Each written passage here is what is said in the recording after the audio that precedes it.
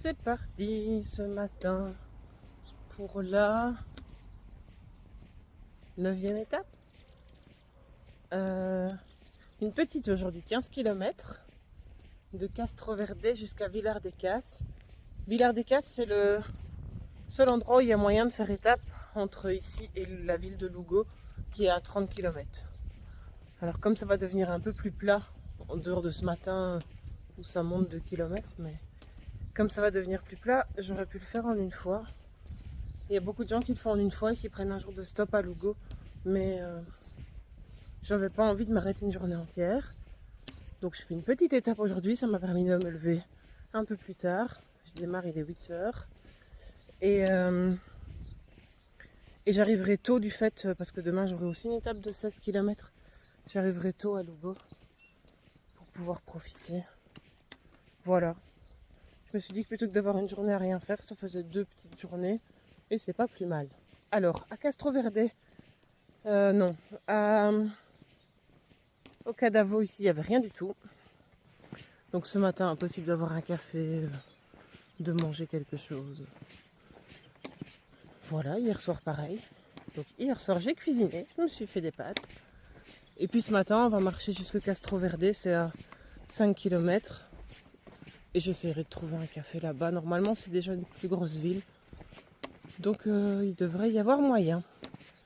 Voilà, on va attaquer par une montée de 2 km. Et puis ça devrait devenir un petit peu plus normal.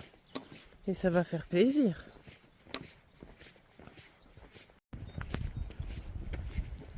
Il y a du vent aujourd'hui. Il va faire à peu près 14 degrés comme hier. Puis on va remonter 16, 18, 20. Normalement on n'aura pas de pluie. Ça a l'air de bien se dégager par rapport à hier. Par contre ils annoncent de la pluie jeudi et vendredi. On verra. Ce serait chouette d'arriver au sec à Saint-Jacques, mais on prendra les choses comme elles viennent de toute façon.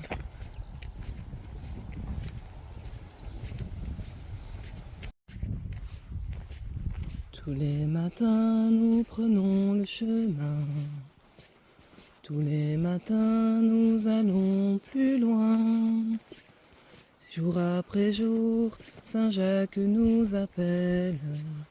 C'est la voie de Compostelle. Ultreia, Ultreia, et Souzeia, Deus adiuvanos. Chemin de terre et chemin de foi, voie millénaire de l'Europe, la voie lactée de Charlemagne, c'est le chemin de tous les Jacquets. Ultreia, Ultreia, et Souzeia, Deus adiuvanos. Et tout là-bas, au bout du continent, Messire Jacques nous attend. Depuis toujours, son sourire fixe le soleil qui meurt au Finistère. Ultreia, Ultreia, et Souzeia, Deus adiuvanos. Quand l'amitié estompe le doute, dans un élan de fraternité, on peut alors reprendre la route et s'élever en toute liberté. Ultreia, Ultreia, et Souzeia, Deus adiuvanos.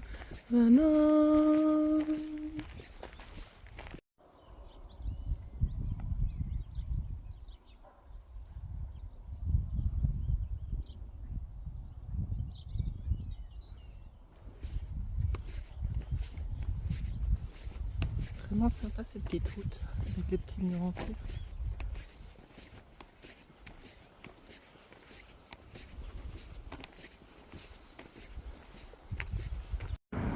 Bon, ben je suis à Castroverde, après 7 km. Et ça ressemble à ça. C'est donc très moche. Et j'avais oublié une information capitale. On est dimanche. Donc tout est fermé. Il n'y a même pas un bar ouvert. Donc là, je suis assise à un bar qui est fermé. Il y a une station essence où j'ai été me chercher un café. Par défaut, ils mettent du sucre dans le café, dans les machines. Il faudrait que je m'y fasse et que je demande sans sucre. Et j'avais un petit pain préemballé, 2. Et donc je mange ça. Voilà. Et puis je ferai les 7 km qui me restent. On s'adapte. J'espère qu'ils auront à manger où je vais parce que par contre, j'ai plus rien à manger. Heureusement, on peut toujours commander des pizzas en cas d'urgence. Il semblerait que la ville ait une autre partie qui est quand même beaucoup plus sympa. Tout est quand même fermé, mais il y a l'église. Est-ce que même l'église est fermée le dimanche?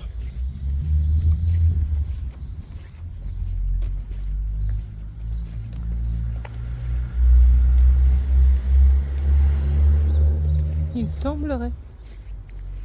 Oh, quel beau banc.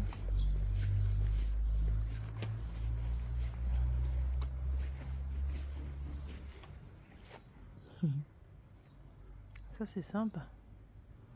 Et j'aurais pu avoir un vrai café si j'avais cru, été confiante. Mais non. Bon, bah tant pis. Hier il y avait la borne des 150 et aujourd'hui celle des 120. Je vais encore faire 5 km, donc en arrivant on sera à 115 km de Compostelle. À savoir que la ville de Lugo où je vais demain est officiellement la ville qui se trouve à 100 km de Saint-Jacques-de-Compostelle. Alors à partir de là, il se peut qu'il y ait beaucoup plus de gens sur le chemin parce qu'en fait pour avoir la Compostelle-là, donc l'espèce de diplôme comme quoi on a fait un pèlerinage qu'on peut obtenir à l'office des pèlerins en arrivant à Compostelle.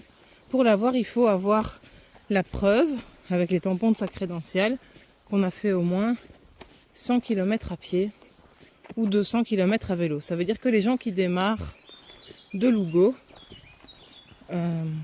et qui font juste les 100 derniers kilomètres peuvent avoir le papier, la Compostela, au même titre que les gens qui partent de chez eux à pied et qui font 2000 km. Voilà. On va voir ce que ça change vraiment en termes de fréquentation.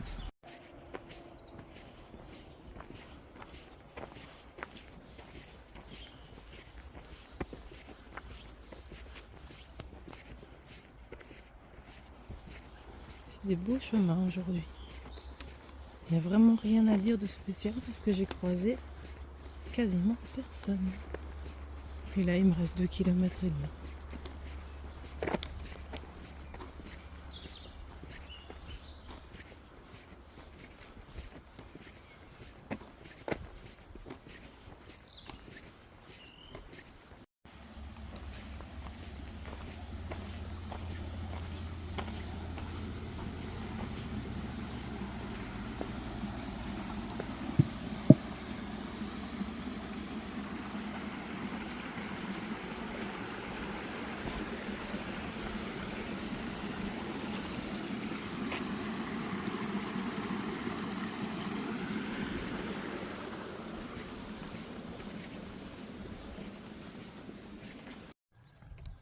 Les petites églises de village, on voit qu'elles ont encore des cloches manuelles. Quasiment toutes. Ça veut dire qu'elles ne sonnent pas toutes seules et que de temps en temps, pour les cérémonies ou des choses comme ça, il y a quelqu'un qui vient faire sonner la cloche.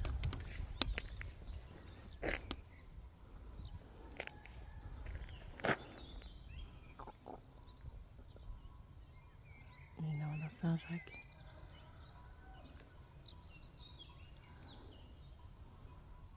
On arrive, on arrive.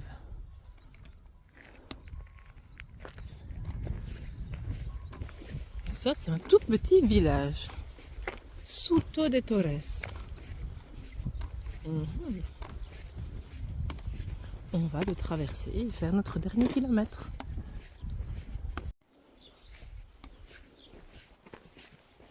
Traversée du village.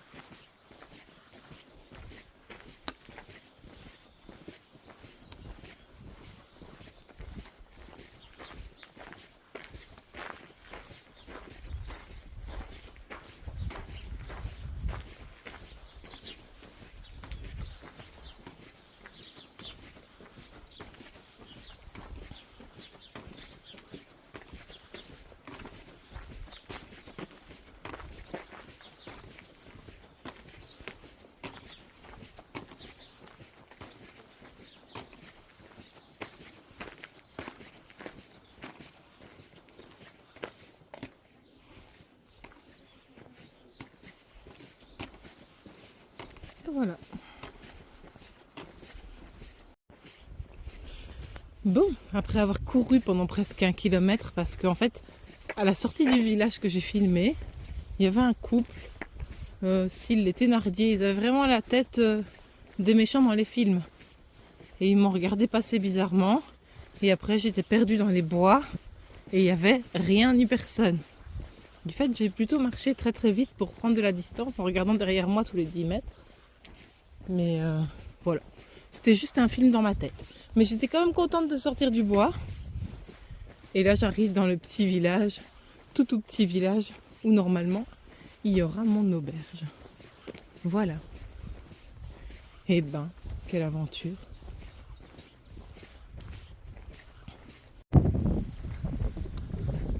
Et voilà.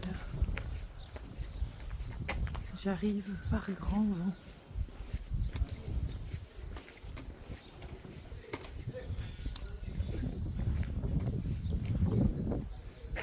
Il y a mon couple d'Espagnols qui ronfle. Hello! Est-ce que mettre sécher quasiment tout ce que je possède juste à côté de l'étable est une bonne idée? Je ne suis pas persuadée. Et je me suis pas fait d'ampoule jusque maintenant, mais j'ai réussi à me faire un vrai bobo en tordant mon linge. Non, mais sérieusement. Enfin voilà, on verra comment ils sentent quand ils seront secs. Ça, c'est l'entrée de l'auberge.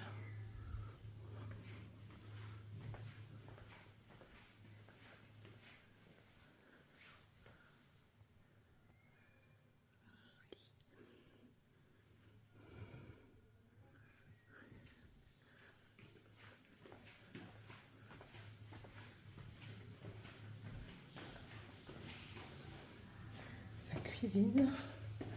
Ça, c'est notre cuisine indépendante si nous on veut se cuisiner quelque chose. Mais ce soir, on a un repas tous ensemble.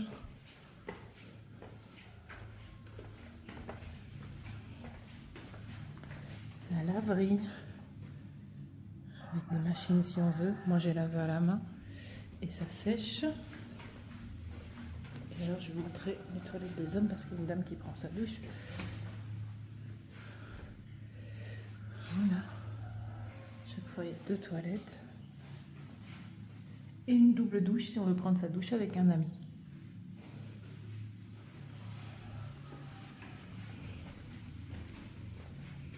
Plutôt sympa.